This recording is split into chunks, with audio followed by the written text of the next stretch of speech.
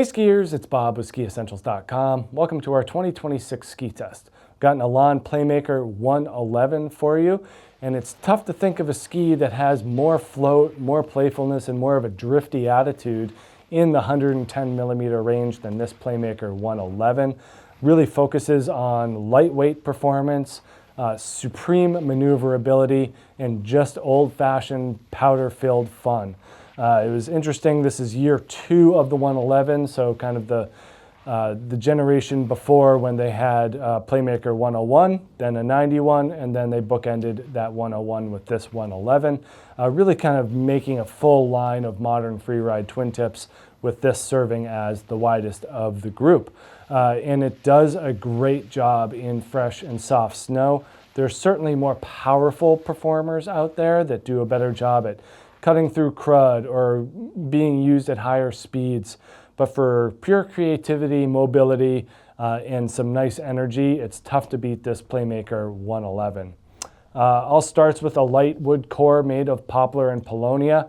Then they use their carbon rods in here, so they mill out sections along the side and replace that wood with carbon tubes. They do that through about the middle third of the ski. They do not extend into the tips and tails like we see in the Ripstick series. So more of an emphasis on that energy underfoot, while leaving the tips and the tails more flexible and more playful. From a flex perspective, there is some flex, especially at the very, very shovel. It is a little bit stiffer in the tip than in the tail. That tail is just a little bit more reactive, providing more support for landing jumps and stuff like that, as well as providing more energy out of the turn. On the scale here, this 180 is at 1,887 grams, so below 1,900 grams. With this type of shape, it is extremely surfy. They do that a couple of ways. One is that they use more of a trapezoidal form of milling out the wood core here. So there's some sidewall underfoot. You can probably see the pink area, which is sidewall, and then the capped area, which is purple. And that kind of transitions to full sidewall as you get to the tips and tails.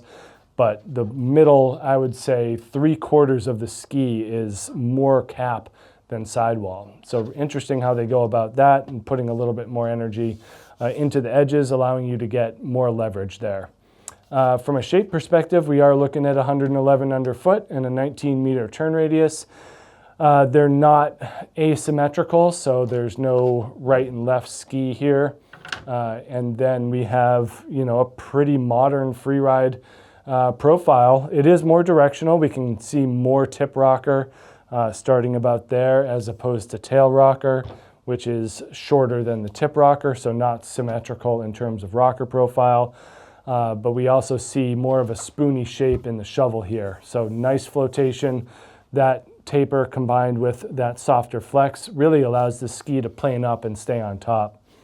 I do think that there's room to size up here if you're in the middle.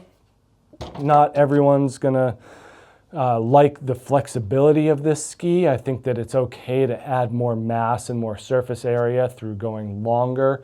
In this case, from the 180 to the 188 for me would make a lot of sense, even though I do enjoy skiing somewhat shorter skis in other models. But in this one, I would go longer, and I wouldn't be afraid of recommending that to other people as well that are within their ski search.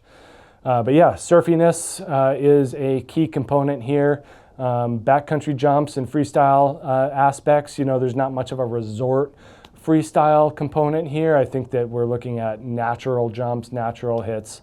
Stuff like that are more within this Playmaker 111's wheelhouse versus anything man-made, and that's totally valid.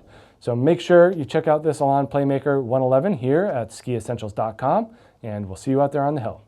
Bye.